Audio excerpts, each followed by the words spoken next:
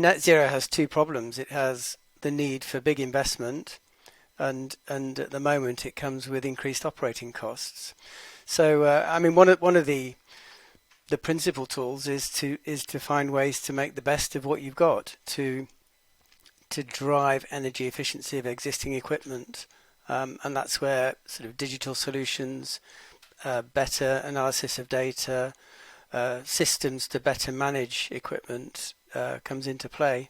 The correct approach to achieving net zero is to start with improving efficiency and reducing your consumption, and then seeking ways to reduce the carbon emissions of the utilities that you need after that. So, I mean, there is a renewed focus on the more traditional solutions, the straightforward solutions, switching things off, simple stuff, insulation, like you say.